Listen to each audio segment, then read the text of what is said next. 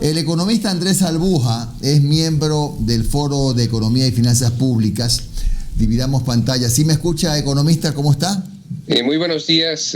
Un cordial saludo, Dimi. Gracias por la invitación. Con mucho gusto. Y también un cordial saludo a toda la ciudadanía. Muchas gracias. Bueno, estábamos revisando algunas cifras que en verdad nos tienen muy preocupados, ¿no? Entre el 2019 y el 2020 hay más o menos 700.000 nuevos desempleados. La población económicamente activa, en cambio, la población del país se incrementó, pero al mismo tiempo se incrementó el desempleo. No sé, sería una tontería decir, estamos en el camino correcto porque ya tocamos la puerta del Fondo Monetario, nos están entregando 2 millones de dólares, 2.000 millones de dólares en diciembre, eso puede invertirse en la producción. El camino correcto es el que utilizó el Ecuador, es decir, tocar las puertas del Fondo Monetario Internacional para reactivar la economía. Una excelente pregunta. Los organismos multilaterales, los organismos financieros no son malos per se. Lo que hay que analizar es la situación global del país, y en general la deuda pública se ha incrementado 10 puntos porcentuales del PIB, esto es 10.000 millones de dólares de un año a otro, del 2019 al 2020. Ya llegamos a una relación deuda-PIB de 70% aproximadamente, y eso pues hay que saber que es una bola de nieve.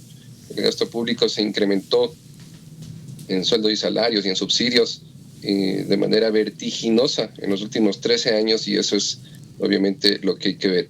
Si es que ha habido un acompañamiento de un crecimiento de la economía o no, del sector real de la economía o no. Pues la economía siempre, como hago una comparación, creció como crece, por ejemplo, una persona que hace físico-culturismo y que crece con anabólicos, o sea, de una manera artificial, nociva, ¿sí? Sustentado en obra pública, sobrepreciada, y en muchos temas, pues que el gasto público sustentado en deuda pública cada vez creciente y caro además, ¿no? Recordemos que no solo hay acreedores multilaterales, sino también asiáticos, que, para poner una comparación, ellos prestan, los acreedores asiáticos, al 9%, el FMI, el Banco Mundial, etcétera, un promedio ponderado del 3%, es decir, la tercera parte de costo financiero.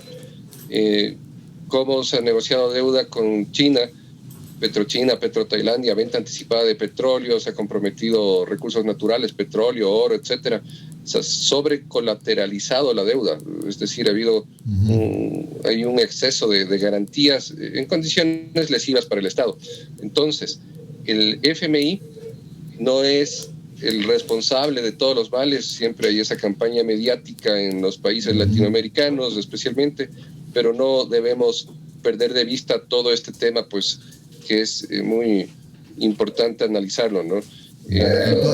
Perdón la interrupción, economista. Entonces, no es que quiero poner palabras en su boca, pero ¿el manejo económico de Richard Martínez fue adecuado? El manejo de Richard Martínez no fue adecuado en lo absoluto. El tema es que estamos escuchando, siga nomás. Sí, el tema es que existió un acercamiento a los multilaterales, y que en época de pandemia, pues lastimosamente no se dio un tratamiento adecuado de la deuda pública. Hubo prepagos de deuda pública, específicamente con Goldman Sachs y Credit Suisse. El prepagar deuda en una condición tan desastrosa para el país no fue atinado, pero esto no fue causa del destino. Esto tuvo una relación directa con movimientos especulativos de deuda. Recordemos que se prepagó esta deuda, y que inmediatamente pues los bonos que estaban al 30% de su valor se apreciaron nuevamente. ¿A quién benefició esto? A tenedores de deuda. Hay que decir las cosas como son. Entonces, estos movimientos especulativos de deuda se conocen en el Código Orgánico Integral Penal como agiotaje, ¿sí? Que es especular con una mercadería, en este caso los bonos, para hacer subir o bajar los precios, ¿no? Y que se beneficie a alguien directamente, en este caso tenedores de bonos. Hubo la renegociación con los tenedores de bonos, y Lo que se evidenció es que hay un efecto colateral también. Ahora están sufriendo otros partícipes. Por ejemplo, a ver, la seguridad social a través del ISPOL, por ejemplo. Hubo este efecto colateral que ahora es un escándalo, ¿no? Por un lado se beneficiaron tenedores de bonos, por otro lado se perjudicaron inversionistas, en este caso el ISPOL, ¿no? Como parte del sistema de seguridad social. Entonces, estas relaciones, estos conflictos de intereses entre Estado, que es a la vez emisor, deudor, acreedor, eso es lo que hay que evitar que se preste para estos movimientos negativos. En este caso, se benefició a privados en desmedro de intereses de inversionistas de la seguridad social. No voy a entrar en el campo si es que se lo realizó bien, porque es obvio que hubo una concentración, fuerte en el portafolio de inversiones del ISPOL, y que ahora se trata de echar la culpa cuando realmente hasta quien preside el directorio del ISPOL, que es la ministra de Gobierno, renovó esas inversiones, ¿no? Entonces es un discurso. El tema aquí es ver la causa raíz. La causa raíz es que hay un efecto de contagio de las finanzas públicas al sistema financiero, al sistema de seguridad social, al mercado de valores. Entonces, ahí es donde debe entrar en acción la Fiscalía, actuar de oficio, y obviamente no lo ha hecho, ¿no? Hay prácticas como el agiotaje de deuda pública, ocultamiento y falsedad de información. Se escondieron como 4.000 millones de dólares del sector público no financiero del déficit entre 2018 y 2019 en la gestión de Richard Martínez, ¿no? Y recordemos que Richard Martínez dejó el cargo hace pocos días y que está pretendiendo ser nombrado como vicepresidente de países en el BID. Hay una prohibición. Pero, economista, buenos días, le saludo Omar Jaén. El procurador, ¿cómo está? Mucho gusto, gracias por atendernos, economista. Gracias. Oiga, pero dice el procurador que no es banco. Bueno, que no es banco. El criterio del procurador realmente es una vergüenza para el país, ¿no? Haciendo caso omiso de la Constitución y de la jerarquía de las leyes. En este caso, existe un convenio constitutivo del BID que lo califica como institución financiera internacional. Está entre sus objetos, sus funciones. O sea, es un banco, no hay a dónde irse. Que es un banco, una institución financiera internacional de desarrollo, es otra cosa, pero se van por la tangente. Dicen que solo es una institución de desarrollo, que no es una institución financiera. Pero el convenio constitutivo es clarísimo. Ahora, ¿qué pasa? Que obviamente hay una argolla de poder y que protegen los intereses de Richard Martínez, que está apadrinado por uno de los principales banqueros del país, ¿sí? Y le voy a decir, ¿o no? Por Egas. Está apadrinado por él.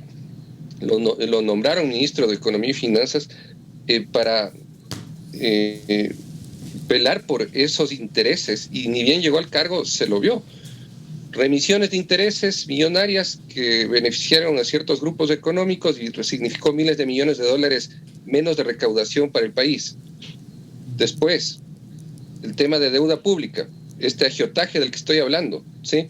El beneficiar a privados en desmedro de inversionistas públicos, ¿sí? Y que al final se socializan las pérdidas, porque el tema legal también es bien complejo. O sea, tiene que asumir esas pérdidas del Estado. No voy a entrar en el campo si es que está bien o mal. Lastimosamente la ley está así, pero ese es un riesgo altísimo para el país.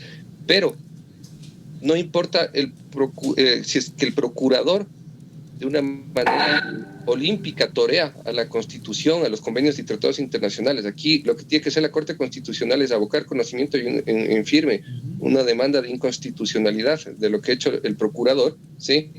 Y estamos a la espera de lo que haga la Corte Constitucional. A su vez, el BID, como institución financiera internacional de desarrollo, a través de su comité de ética, dudo que se preste para esta argolla, ¿no? Esto tal vez funciona a nivel local. Por algo ha frenado la designación. Perdón, no le escuché, Omar. Por algo ha frenado esa designación. Recordemos que en teoría era hace 2 semanas que ya era la elección, sí, pero se ha frenado. Sí, se frenó. Y es muy evidente que no tiene escapatoria en este momento. O sea, claro, si quiere eludir la Constitución, Martínez, allá no va a poder eludir el convenio constitutivo del BID. Perfecto. Economista, si usted perteneciera al equipo económico del gobierno, indistintamente de quién sea el presidente, y usted, bueno, a ver, esto nos pide o nos recomienda, entre comillas, el Fondo Monetario Internacional, ¿no es verdad? Es lo que ya más o menos todos estamos conociendo. el tema de subir el IVA, el tema de un impuesto a los combustibles, el tema de la reducción del Estado, el tema de la inversión por 3.000 millones de dólares, que bueno, eso podría afectar a sectores públicos. Pero bueno, usted, si fuera miembro del equipo económico, ¿qué recomendaría o cuáles aceptaría esas recomendaciones y cuáles dirías no, esto es extremadamente recesivo? Ya, perfecto. Hay las políticas que se conocen como contracíclicas en épocas como lo que está viviendo el mundo, ¿no? Una recesión económica, una contracción inclusive, las economías van a decrecer. Ecuador casi al 15%, casi igual que Perú, se llevan la peor parte en Latinoamérica, ¿no? Contrario a lo que vienen recomendando el equipo económico asesor, no es la vía el subir impuestos. No, Ecuador tiene la más alta carga tributaria en relación al Producto Interno Bruto. Eso ha crecido en los últimos 13 años. En Latinoamérica creció en el 0.7% la recaudación tributaria como porcentaje del Producto Interno Bruto. Ecuador creció 2.5 puntos porcentuales, es decir, 3 veces del promedio de América Latina, ¿sí? Ecuador no tiene competitividad por algunos factores. Alta carga tributaria, ¿sí? Alta carga burocrática, un aparato burocrático ineficiente, ¿no? Entonces, no va por el lado del IVA porque le resta capacidad adquisitiva a las familias y eso es contraproducente, ¿sí? Es un impuesto que lo paga todas las clases y niveles sociales, ¿no?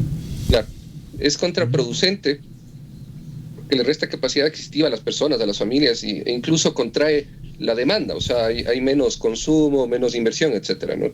Entonces, economista, perdón la interrupción, claro. Esta es una pregunta final, pero muy importante también. Con lo que usted está diciendo, estoy a punto de hacer mi maleta e irme. La pregunta es, ¿hay salida para esta crisis económica? ¿Cómo ve usted estos próximos meses? Por supuesto que hay salida. Aquí lo que ha salvado es la dolarización, o sea, a pesar de los resultados desastrosos de la parte política, ¿sí? El salvavidas ha sido la dolarización. Entonces eso hay que exigirles a los candidatos presidenciales que sean claros y enfáticos en que van a respetar la dolarización, que no van a echar lodo sobre la dolarización. O sea, eso primordial. Veo que Argentina está con hiperinflación, pasándola muy mal, Venezuela ni hablar. Entonces, Ecuador lo que necesita es, primero, garantizar la dolarización, ¿sí? Segundo, hacer una reingeniería de deuda pública. ¿Qué está pasando con estos últimos de gestión de gobierno, ¿no? Todavía no se logra corregir las distorsiones de fondo. Y en este caso es que Ecuador necesita renegociar integralmente su deuda pública. Esto es con todos los acreedores, no solamente con los multilaterales, sino también con acreedores asiáticos. O sea, necesitamos más plazo y periodo de gracia en las líneas de crédito. Y además necesitamos pues que esa puerta abierta de la corrupción escudada en obra pública sea tajantemente controlada y no expuesta. Aquí se habla que recuperar lo robado, eso es tan trillado. La ciudadanía debe ser muy consciente, ya no pensar en qué puede hacer después que se cometen actos de corrupción, sino prevenirlos, ¿sí? Y eso sí es, como en otros países lo han hecho, siendo muy rígidos con las leyes y haciéndolas cumplir en esta puerta abierta de corrupción. Entonces, Ecuador ha perdido en los últimos 13 años aproximadamente 13.000 millones de dólares por corrupción. Eso es como 5.000 millones de dólares al año, ¿sí? Eso es otra deuda pública total actual. Entonces, si es que Ecuador controla la corrupción, pues deja de pasarla tan mal. Ahí está el punto medular. Y obviamente también lo que tiene que ver con optimizar gasto público sin perjudicar seguridad social, salud pública, educación, se lo puede hacer, ¿sí? Sí se lo puede hacer. Pero el hecho primordial es que quien venga como presidente de la República garantice respeto así súper, ¿qué puedo decir?, tajante del mecanismo de la dolarización. Eso es primordial. Y después ir tomando las medidas correctivas del caso que estoy hablando, de control de la corrupción y de optimización del gasto público. Debe recortarse en sueldos y salarios y en subsidios. Ahí se va también gran parte de los recursos. Perdemos como 4.000 millones de dólares al año por subsidios que no están bien focalizados, ¿sí? Y por sueldos y salarios que hay en exceso, un aparato burocrático que hay que optimizarlo sin perjudicar áreas sensibles que son las sociales. Bien, gracias, economista Andrés Albuja, miembro del Foro Económico. Gracias, Dimi. Y de Finanzas Públicas. Tenga usted un buen día.